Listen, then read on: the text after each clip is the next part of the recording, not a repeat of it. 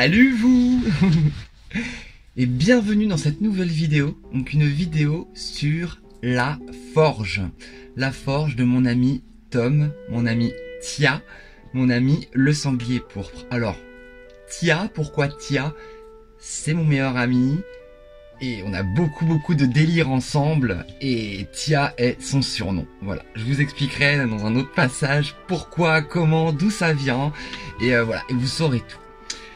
Donc dans cette vidéo, je vais vous présenter l'artisanat, le travail de mon meilleur ami Tom, voilà, donc qui se prénomme le sanglier pourpre et la forge du sanglier pourpre. Donc, il travaille le métal donc, de manière artisanale. Il a même une grande affection à ce que ça soit historique presque. Bon, pas sur les couteaux récents, mais c'est quelqu'un qui pratique la reconstitution historique. Donc si j'ose dire, bon, ça se dit pas comme ça, mais le béour, ou en tout cas les combats en armure d'époque, tout doit être historique, et on reproduit des grandes scènes de bataille et ce genre de choses. Voilà, c'est une de nos passions communes, de réaliser en vrai des choses qu'on a vues dans les films, ou dans nos livres, ou dans notre esprit, dans notre imagination, et de donner vie à nos passions, à nos envies. Voilà, et c'est quelque chose qui nous réunit beaucoup, la passion du métal, des armes, des épées, des couteaux, des shurikens, des couteaux de lancer et tout ça. Et pendant les dernières vacances, on a passé une semaine dorée, géniale. On a fabriqué des couteaux de lancer rope d'art, voilà, que vous pourrez voir. On a fabriqué des pointes également, dont je me sers moi dans le BDSM, et on peut s'en servir également pour les lancer. Voilà. Je vais vous présenter tout ça dans cette vidéo et dans des prochaines vidéos également. C'est vraiment une vidéo qui me tient à cœur, un reportage qui me tient à cœur, car le travail de mon ami Tom est excellent. Vraiment excellent. Je suis extrêmement fier de son évolution et de son évolution constante vers de nouveaux jolis petits produits forgés, fabriqués à la main, avec de l'acier. Et sinon, tous ces manches, ces étuis, donc les étuis sont fabriqués en cuir, et tous ces manches sont fabriqués en bois, des bois avec des essences multiples, donc des essences, des types de bois qui viennent un petit peu de partout, achetés de manière éthique. Voilà, ce ne sont pas des bois d'importation illégale ou je ne sais quoi. Voilà, et dans des quantités raisonnables, artisanales et non industrielles du coup. On reste dans l'éthique et l'artisanal vraiment pur. Je vais vous montrer quelques lames qu'il a fabriquées donc pour moi, pour des cadeaux d'anniversaire, des cadeaux pour diverses occasions, et aussi pour le plaisir parce qu'on se fait souvent des petits cadeaux, voilà, des petites créations comme ça, et on se renvoie la balle. C'est un petit truc qu'on fait ensemble. Donc pour commencer, je commence par la fin. Voilà les pièces qu'on a forgées ensemble ces derniers temps. Alors ensemble, c'est un bien gros mot. J'ai actionné la manivelle pour la forge, c'est tout. En tout cas, je l'ai filmé pendant la réalisation de cette pièce. Voilà, donc une jolie petite pointe d'acier torsadée, voilà, avec un petit volute à l'arrière. Voilà, donc je vous la montrerai en détail sur des plans bien particuliers. Il a également fabriqué une double pointe. Je trouve qu'elle fait très Sauron, très Seigneur des Anneaux, très le roi sorcier d'Angmar. Petite image là. je trouve que ça, ouais, ça donne vraiment cette impression. Donc voilà. Ensuite, j'en ai deux, des pointes d'ailleurs, des pointes avec petit volute, j'en ai deux. Voilà. Celle-ci, c'est moi qui l'ai poncée tout de même. Vous voyez qu'il y a une petite différence. Celle-ci, je l'ai un peu travaillée, poncée. J'ai mis du polish. Eh Marco, tu me passes la bagnole au polish? Eh Marco, tiens, passe-moi la bagnole au polish. Une réplique qu'on sort tout le temps avec Tom. Tout le temps. Voilà, ça vient du Mac. Ensuite, continuons sur les belles lames, les belles réalisations de mon ami. Ce magnifique couteau. Voilà, extrêmement aiguisé. Voilà, avec le petit poinçon sanglier pourpre que vous pouvez voir juste ici. Voilà, j'adore cette lame en bois brûlé. Vraiment j'aime beaucoup. Il est extrêmement doux et il a une prise en main géniale. Et vous verrez également ses réalisations actuelles, sachant que voilà, je l'ai filmé. Restez jusqu'au bout de la vidéo, car à la fin vous verrez les réalisations actuelles de mon ami et vous pouvez également le contacter pour des commandes personnalisées.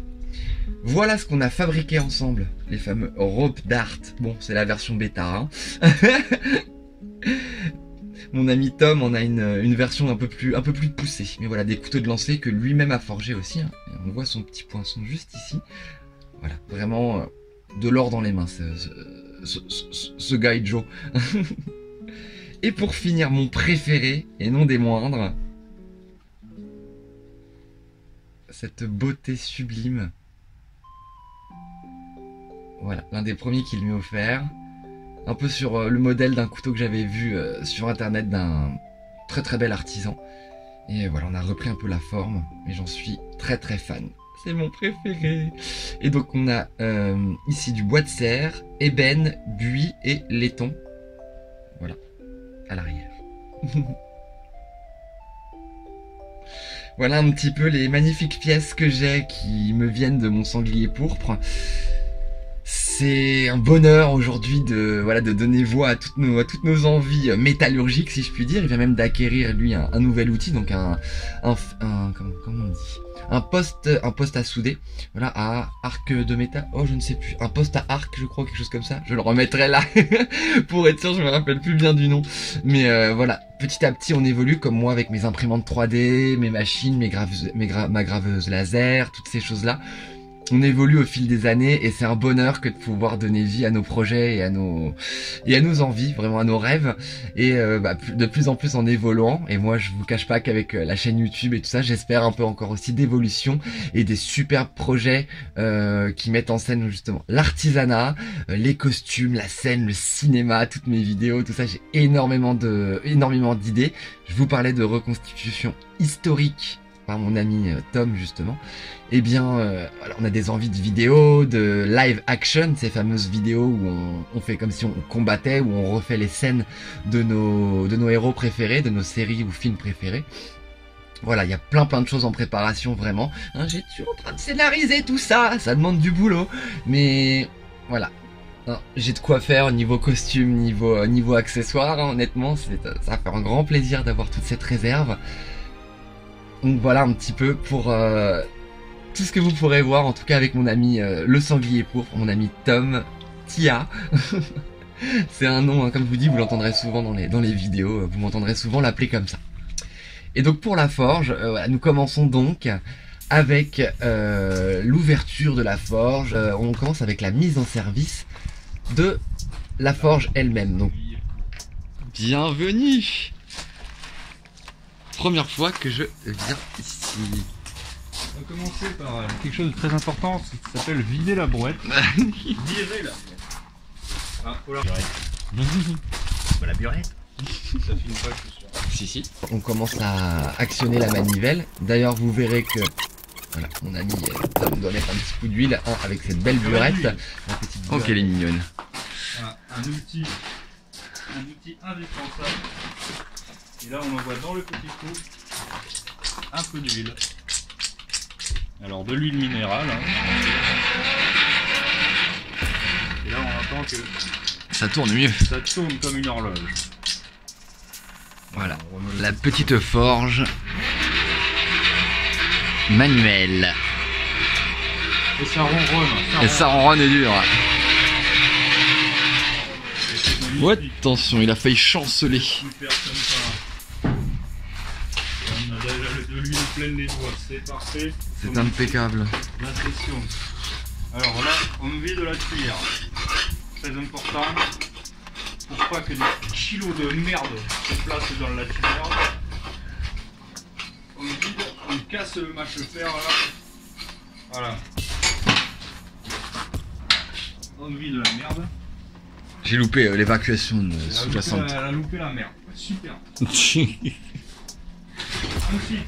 on met le carton de bière. Très important.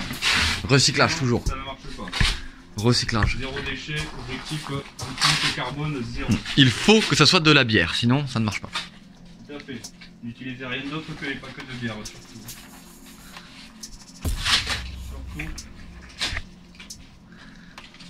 Restons sérieux une seconde. Il faut savoir raison de garder. Si ça peut être des cartons de turquoise comme ça, c'est meilleur. C'est n'importe quoi. C'est du connerie. C'était une charbon riche en cobalt. N'importe quoi.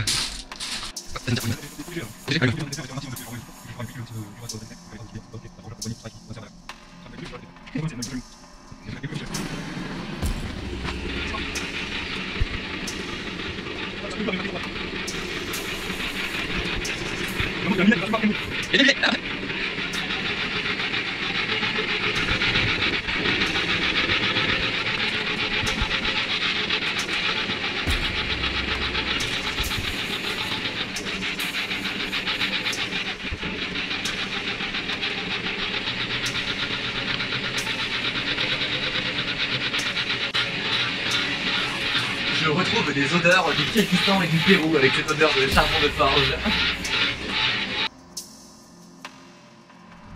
Voilà.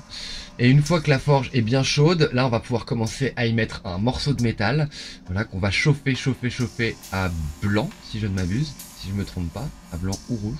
Blanc à blanc, on va chauffer à blanc pour venir lui donner la forme finale, du coup le façonner, le travailler, alors de diverses manières, avec diverses étapes que vous allez voir là dans la vidéo justement. Et voilà l'une des étapes les plus laborieuses peut-être à atteindre de hautes températures avec une forge manuelle, c'est particulièrement difficile, voilà.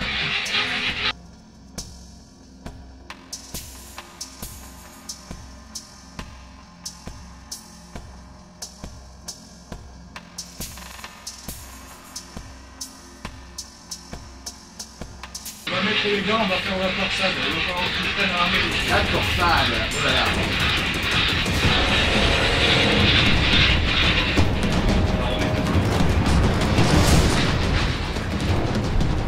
Charbon à base de bouse de vache, 100%. Bouse de vache stabilisée à l'aide d'un autoclave. Donc c'est écologique, économique et ça sent bon.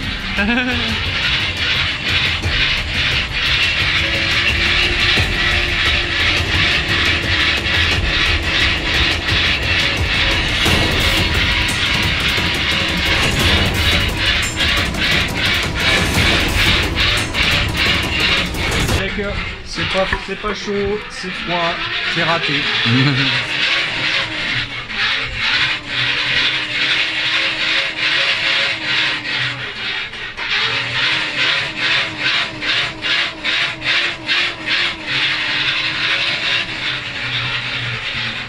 Assistante, la burette d'huile. Mignon.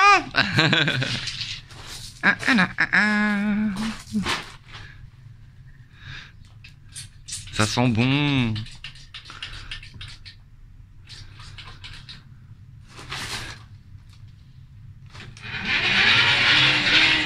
Oh là.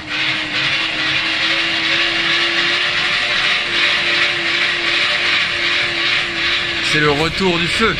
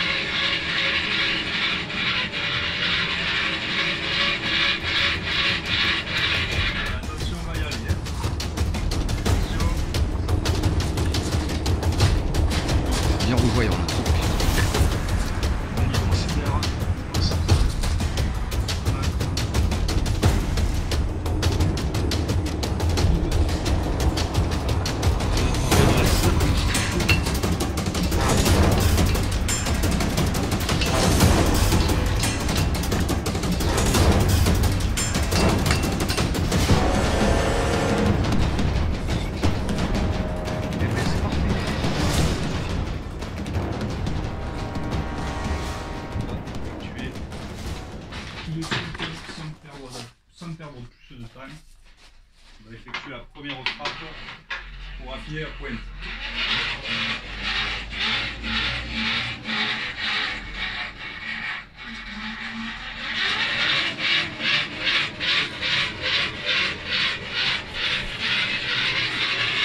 Bordel. Et où ce putain de gars gauche? Là, non, non, non, je sais pas. C'est une merde.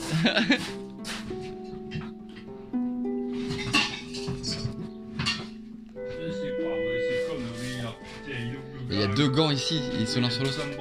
D'accord.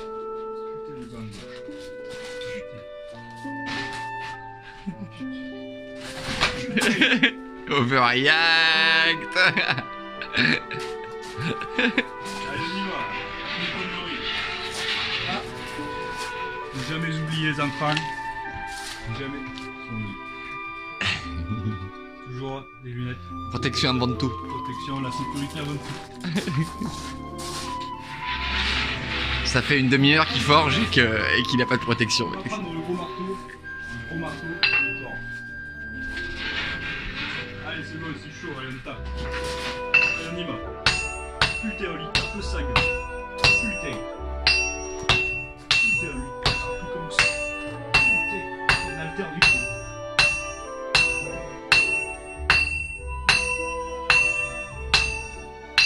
Putain, ça c'est foiré, ça.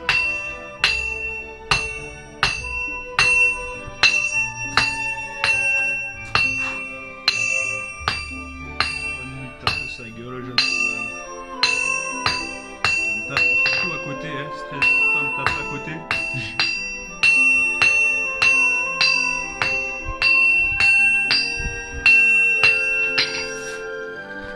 Bon. Je sais pas si ça va être très terrible. Ça va de quoi être Être terrible. très très terrible. Je suis pas sûr. Tu fais du beat? Tu fais du beat? Évidemment, on va continuer. On continue, on met le chauffe.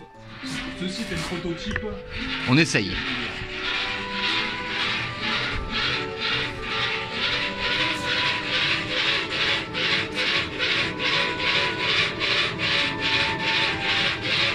Ma petite contribution personnelle.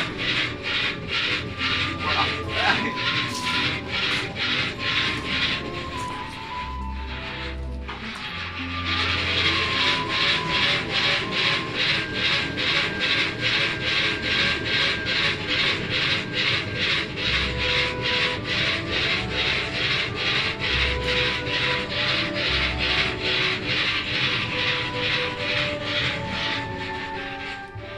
Allez, on y va. On y tape sa gueule.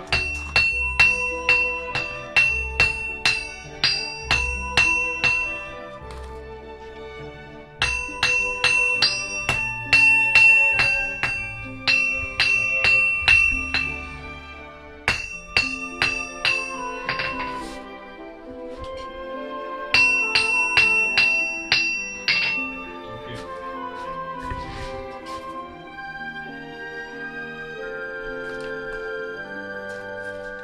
On va couper les maintenant.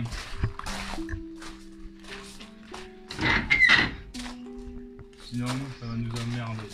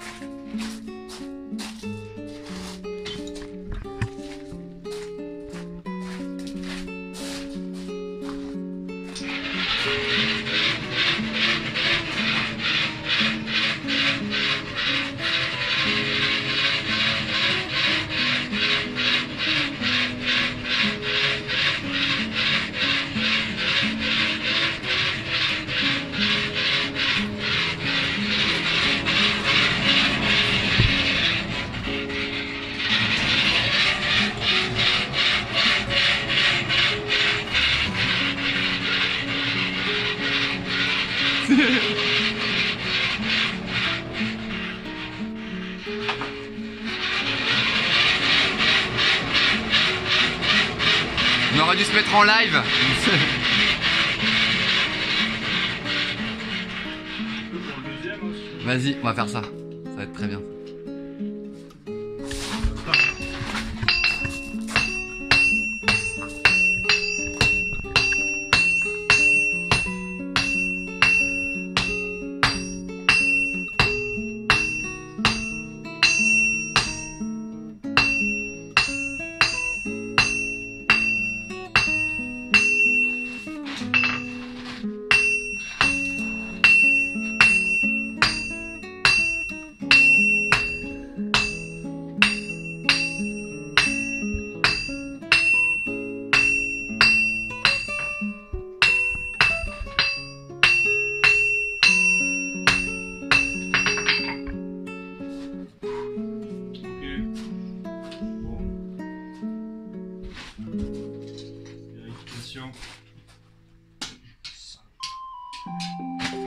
Et le sac qui fond.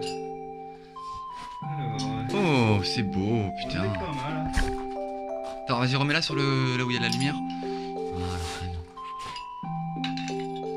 très très jolie, putain.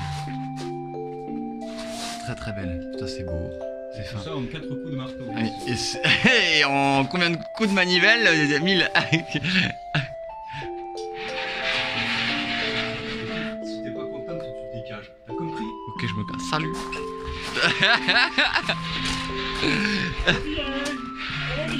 Je reviens.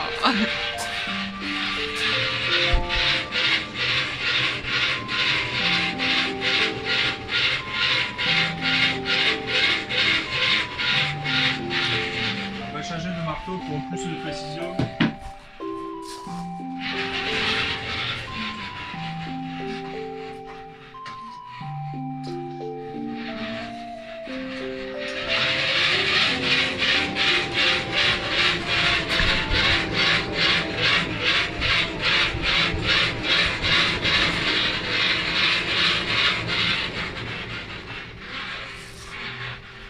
Allez, c'est chaud. C'est parti.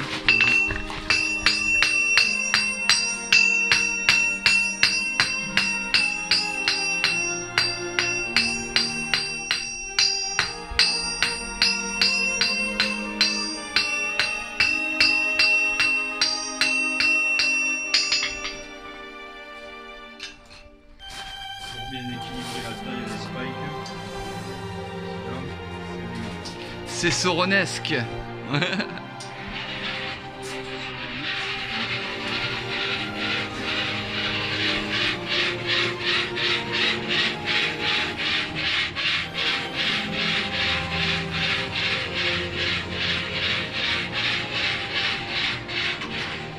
Vérification du timing.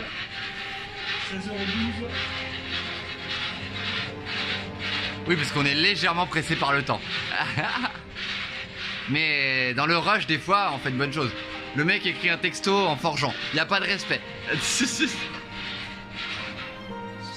des commentaires, ça c'est des parce que c'est vraiment méchant. C'est agressif, hein. C'est très agressif, hein. Je sais pas ce que...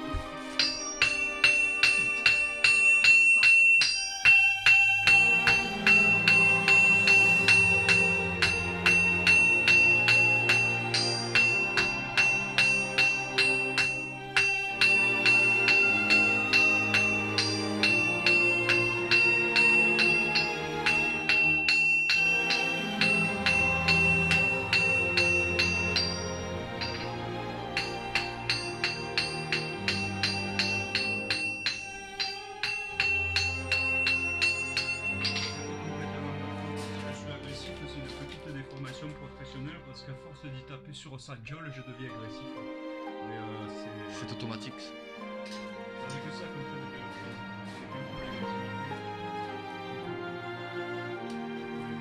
Et il n'y a plus de lumière, il s'est mis. Voilà. Bon. C'est une poignée, donc c'est pas une histoire d'équilibration.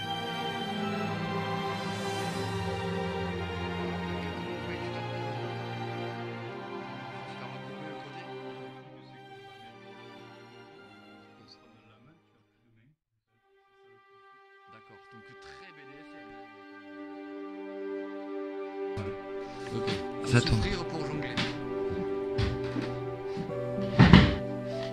Hey, salut mon Tia. Comment allez-vous très cher? C'est bien.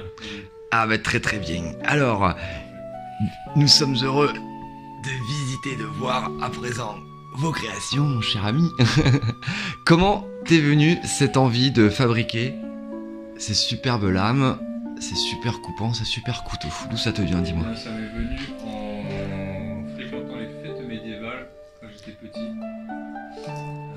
Voilà, le forgeron m'a toujours fasciné. J'ai toujours rêvé de le faire moi-même. Donc, je le fais moi-même. Aussi une inspiration ouais, donc dans les films aussi, hein, Les films également, Le Seigneur des Anneaux. Ouais. Très Très grand film. Il m'a beaucoup donné envie d'avoir une épée et de fabriquer des épées. Parce que les épées ça coûte cher. Quand on les fabrique soi-même, ça coûte du temps. Mais moins cher. Et de la satisfaction, n'en La parlons pas. satisfaction, quand on arrive à sortir un objet entièrement fonctionnel de ce type, c'est quand même satisfaisant. Et on peut s'en servir après pour couper toutes sortes de légumes. C'est reparti.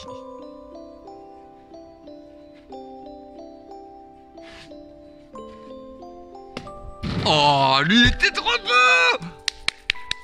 Bravo, impeccable.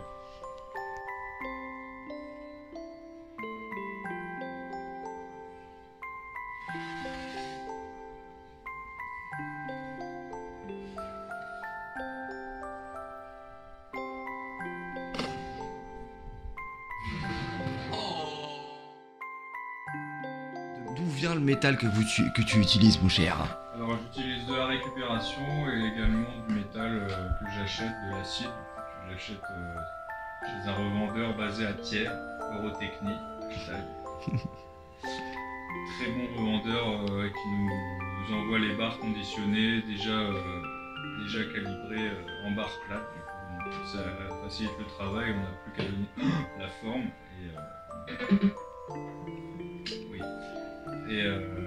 Bon, ça permet de ne pas partir sur du profil rond et de taper pendant des heures dessus pour lui donner une forme plate.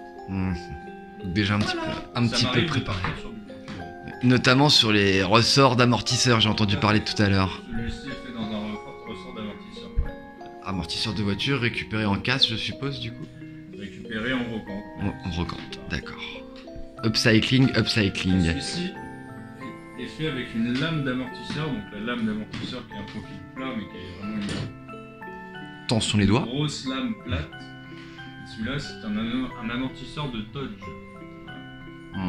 Avec une trempe sélective, là vous pouvez voir la ligne qui définit la partie trempée de la partie non trempée.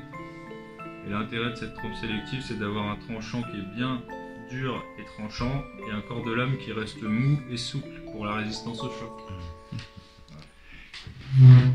Et je me rappelle avoir vu la flexibilité de la plus longue des lames tout à l'heure, justement. Je peux refaire. Oui, j'aimerais bien cette petite démonstration. Cette lame elle a été forgée dans un acier ressort, c'est un acier qui est utilisé pour forger les ressorts comme son nom l'indique. Et si on teste la souplesse, on voit que c'est plutôt souple. Et que ça reprend sa forme Ça reste en place. initiale. Il y a Incroyable. une petite voilure sur cette lame qui a été due à la trempe. Ah oui, à la trempe directement. Alors, peut-être que si je la fais dans l'autre sens, ça va rectifier cette voilure. Et non. C'est à la trempe. La forme initiale. On va essayer quand même. Et la claque! Ça craque, mais non. Ça reste voilé malheureusement, mais c'est encore une fois une preuve de l'élasticité de l'acier. Et est-ce que vous travaillez sur d'autres produits que les couteaux et les épées? Alors je travaille également sur les machettes. Ça reste un couteau. Ah, c'est du tranchant. Je parlais de non tranchant éventuellement. Tranchant, alors parce que je le fais en non tranchant. En piquant par exemple. Par exemple, oui. Par exemple, Excuse-moi, je voulais pas te rabattre ton caquet. alors les deux produits, ça va être la fourchette, développée très récemment. Elle est un petit peu dégueulasse. Mais là sur fond de chemise qu'on la voit bien. Voilà, très bien. Très belle Tu vois le fourchette. pec là ou pas? On voit le galbe du sien, le galbe du forgeron bien sûr. On voit la petite volute, la petite double torsade. Très sympathique. Donc Et brut hein. La fourchette entièrement forgée en une pièce sans aucune soudure, je tiens à le préciser. Et pièce brute hein, pour l'instant non poncée. Alors là, elle est un peu poncée, mais elle est un peu dégueulasse parce que j'ai mangé les saucisses avec la veille. Et quand c'est poncé, ça peut donner un effet comme ça. Mais c'est poncé merdiquement par moi. Là, c'est un peu shiny à mon goût. Voilà. Et sinon, on a le pic à viande modèle final. Ou le Avec style la d'art. double torsade, toujours la petite volute au fond pour faire le petit crochet. Et un pic tout simple pour piquer la viande. Ou piquer les fesses éventuellement. Ou autre utilisation, bien sûr. Il n'y a pas de limite avec le piquant. Voilà. Très bien. Et il ne faut pas oublier un autre art de mon cher ami le sanglier pourpre, les bracelets. Voilà, que vous voyez ici. Donc le bracelet doré, j'entends. Voilà, il va vous montrer à quoi ça ressemble quand c'est en réalisation. Tu en as autour de ton poignet aussi, mon cher chose, si je ne me trompe pas. Voilà le voyez, résultat. Chaque Une fois- maille est fabriquée parce qu'à la base on fait le ressort avec le fil, on coupe, on scie les anneaux, on fabrique donc les anneaux de A à Z et on les assemble entièrement à la pince et à la main. Ça s'appelle la maille comment? Byzantine. Ah mais remontre-la sur le fond de chemise, c'était bien. C'est la maille byzantine. C'est On très sent- bien. On sent la byzancerie. Très bien. Plus rapproche-toi. Voilà, très bien comme ça. Voilà, très bien. Ok mon ami. Et c'est un maillage très solide. Je vais pouvoir vous Oui. montrer la résistance. Donc là on a un petit S artisanal aussi. En fermoir, Voilà, c'est parfait ça. Voilà, on le retire comme ça, très simplement. Et là, on peut tirer, ça ne bouge pas. C'est la poigne du forgeron. Ça Hein. ne bougera jamais. Ça ne bougera Et je tiens à dire hein, que celui-ci est éprouvé par le temps. Je l'ai autour du poignet depuis 2-3 ans. Il n'a jamais bougé. C'est le plus solide de mes bracelets. Tada! jamais. Pour le remettre, je vous remontre le petit S qui est quand même tout à fait esthétique. Attends, t'es hors champ là. Voilà, très bien. Petit S tout à fait esthétique. Et pour le mettre, on passe le S à la ribine, comme ça, et le bracelet est accroché. Et ne partira plus. Swag. Non, on dit plus swag, tu sais, c'est tellement 2020. C'est 2020, 2015 même. 2015. Eh bien, mon cher ami Tia, mon cher ami Tom, le sanglier pourpre. Petit focus Oh, guillochage. pardon. Alors, le guilloche, c'est quoi le guillochage? Explique-nous. C'est un décor effectué à la lime avant la trempe. Parce que si une fois la trempe effectuée, l'acier est le plus dur possible, donc on peut plus l'attaquer à la lime. Donc ça, on fait ça avant la trempe, avant qu'il soit dur.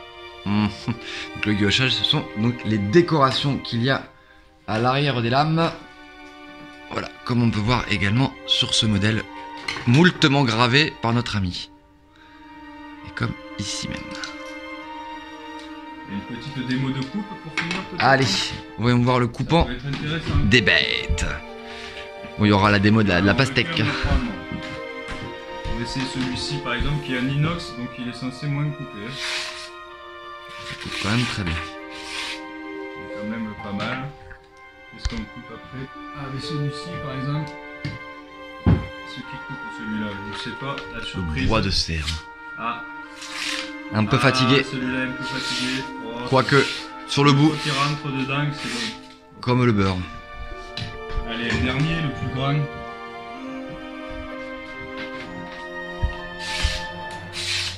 Ça reste très tranchant. Hein. Mon accent du sud reviennent toujours, je ne sais pas pourquoi, mais... Et on peut facilement faire des confettis. C'est ce que l'on voit, mon cher ami. Eh bien, merci pour ces interventions... 1, 2, 3, je la refais. Explication, Merci pour ces explications, mon cher ami. pas de problème. Belle manipulation. Quelle dextérité. Voilà, la dextérité du sanglier. N'hésitez pas à contacter mon cher ami pour vos commandes de couteaux. Ah, pliant, non pliant, couteau de cuisine, couteau de travail. Sublime découpe, magnifique, magnifique, sublime découpe. Non, ne l'appelez pas pour de la découpe, voilà. En tout cas, n'hésitez pas à le contacter pour vos commandes personnalisées de couteaux, de tranchants, de piquants. Voilà, oui. Et même pour vos quelques armes de reconstitution. Nous sommes à même de construire des armes blanches. Ouais, et historiquement, Véridiques. merci. Sourcées. Sourcé. Voilà. C'est la fin de cette vidéo. Merci de l'avoir suivi. Merci mon cher Tom de nous avoir accueillis, mon cher sanglier, dans ton antre. De rien. C'est un Ouais. immense honneur, un immense plaisir. Et la suite au prochain numéro. Voilà. Bye bye. C'est incroyable de voir le processus, vraiment comment ça se passe, le temps passé, l'énergie dépensée pour fabriquer une chose comme ça. Alors là on parle d'une pointe, c'est relativement rapide si je puis dire, parce qu'il y a l'habitude de tout ce processus, et toutes les étapes mettent à peu près 40 minutes, 1 heure, voilà, pour une pointe.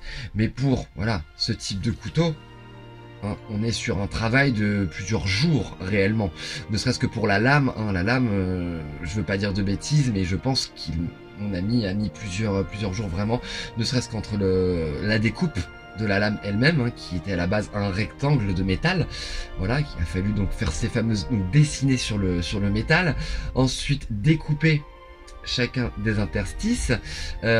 Faut savoir qu'il y a également donc une soie traversante dans le couteau, c'est-à-dire que la lame se poursuit à l'intérieur du manche, hein, jusqu'à assez loin, et permet donc une bonne tenue de la lame, une bonne solidité. Voilà. Et c'est un très très long travail que d'obtenir une pièce de métal si finement travaillée.